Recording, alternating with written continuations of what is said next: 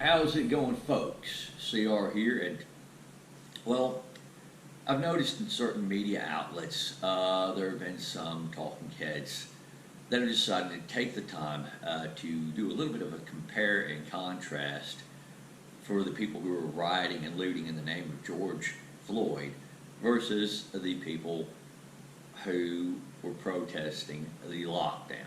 And I gotta say, that comparison in and of itself was petty and dishonest. So through this video, if I mention these elements of the media, you'll notice that I am showing a lot of contempt for them, which is well earned on their part.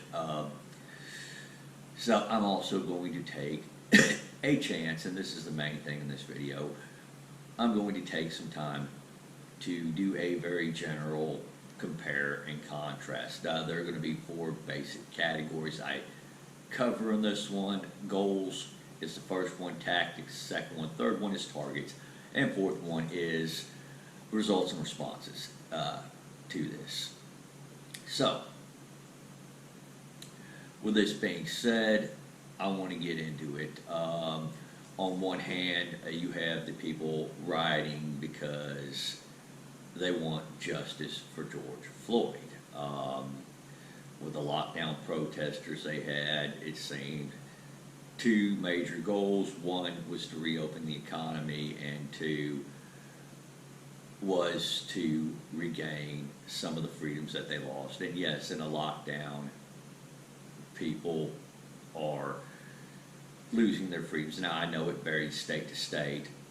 Michigan was probably the one with the worst lockdown, and yes, I do believe the governor there had all the makings of somebody who was abusing their power. They had some pretty restrictive lockdowns in Michigan, and there were certain exceptions carved out seemingly for people in her voter base. So she was not acting in a fair and just manner with that lockdown. So yes, it's understandable as to why people would want to protest this. On the other hand, with the people who are rioting and looting for George Floyd, well, the officer there has already been arrested and charged, and the other officers that were beside that officer may also very well be facing criminal charges as well.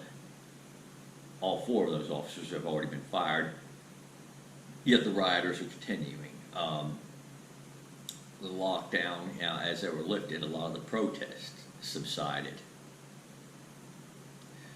And I know I kind of jumped a little bit into results and responses there, but that's all right. But the next category I want to talk about is tactics. How are they doing? What are they doing? So on and so forth. So, on the rioting hand, yes, they are rioting, looting, blocking traffic, assaulting people, and things of that nature.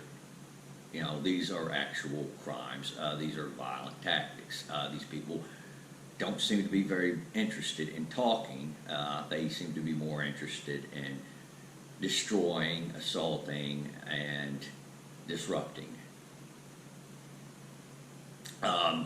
Tactics with the lockdown protesters are a bit different. You had a lot of people show up, protest against the lockdown. These people, while many of them were carrying rifles similar to this, but a lot of them I think were in the NFA 1 category,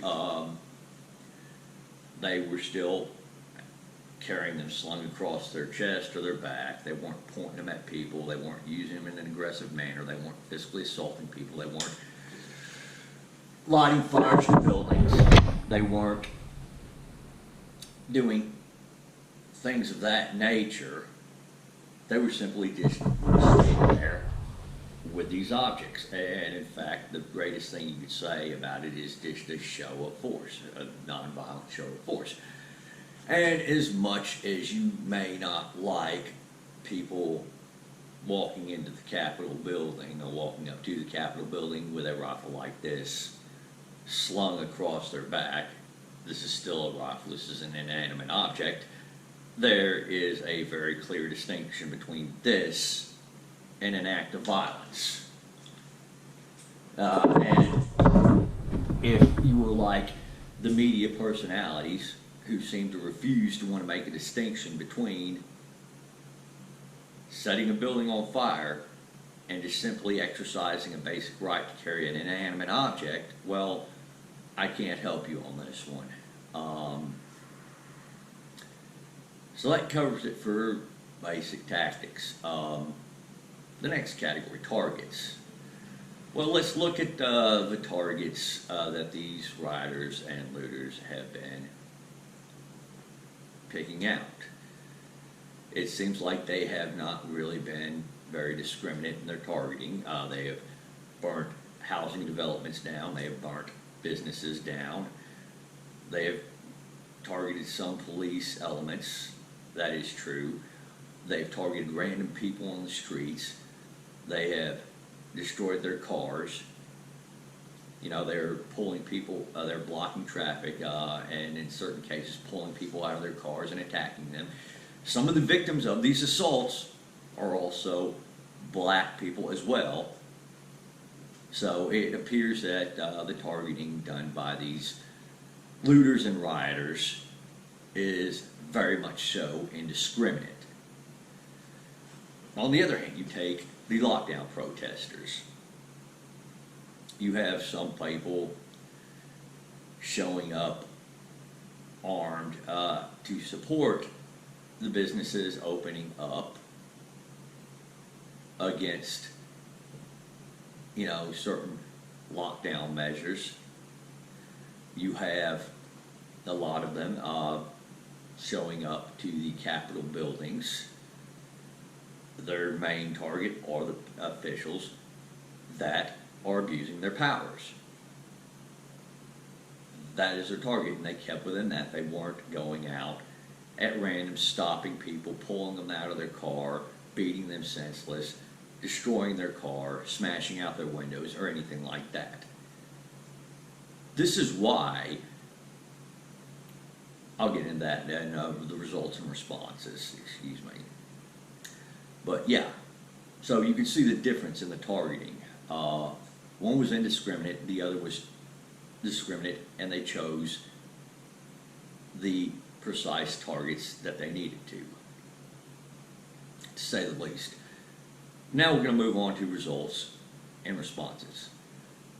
With these rioters and looters, you saw destroyed businesses, destroyed homes, destroyed property, people getting assaulted, people getting injured. And as I recall, there are at least 2 deaths as a result of this. There might be more now, but I don't know. I haven't looked into it. You have a media that is either looking to downplay their actions or cover for their actions. Yeah, those mass arrests were justified in that situation.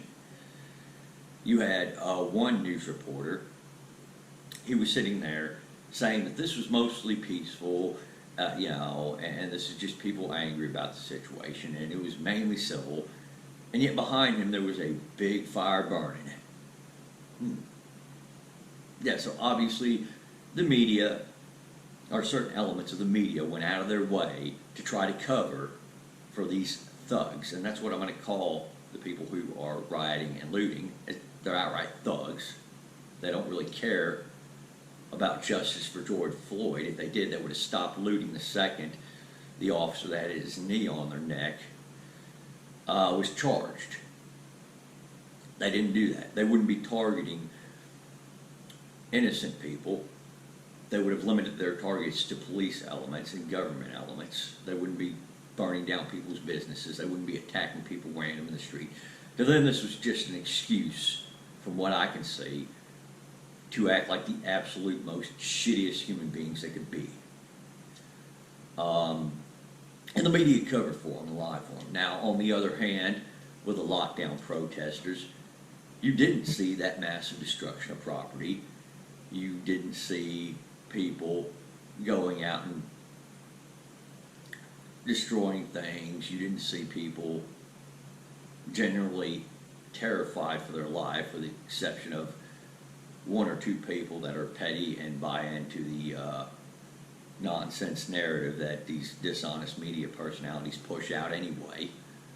And all in all, guarantee you didn't create the sentiment to where we want a police state after that. You know, they didn't shift people over from wanting a freer state to a police state. Whereas with the people who were rioting and looting, so on and so forth, even if you had support for George Floyd and you wanted justice for George Floyd, you still had to worry about those rioters and looters. The same is not true for the lockdown protesters. Even if you disagreed with them, I mean, could you honestly say your life was in danger? Could you honestly say that you were in fear of your business getting burned to the ground or your car getting destroyed? No. However, the media went out, well, certain elements of the media went out of their way to paint the lockdown protesters as being violent and stuff like that when they weren't. Yes, some of them got arrested, you know, in a small town in Texas where that happened. I don't know if the charges got dropped yet, but I suspect they will be if they haven't been already. And unlike the rioters, the police that arrested those lockdown protesters showed up with rifles loaded with lethal ammunition. Well, the worst that the lockdown the rioters got was they got the National Guard called on them, and the National Guard was using less lethal ammunition. You know, the rubber slugs. They were using tear gas, stuff like that. So already you can see the difference, but you see these talking heads in the media who want to compare and contrast act as if, well, these lockdown protesters are the exact same thing as these rioters, only they're white, and these rioters are really more peaceful than these lockdown protesters, even when the opposite is true. And the other portion of their narrative is they're saying that these lockdown protesters are white and therefore are not being treated with a heavy hand, and the rioters are being treated with, because they're saying the rioters are black. Well, the rioters are getting treated with a heavy hand if, you know, the police can get a hold of them, specifically because they're going out there committing crimes against other people. The lockdown protesters, on the other hand, while there were some arrests, have generally not been arrested, specifically because they weren't out there committing crimes. They were exercising their right to peacefully assemble, and in certain cases exercising their right to keep and bear arms. So yes, there are major differences. And given the media's treatment of this, or at least certain elements of the media handling this way, it should come as no shock to them to why there are a lot of people that don't trust them anymore. There's good reason for that. So I'm going to wrap this up here. Thank you all for watching. Y'all take it easy out there. Have a great day.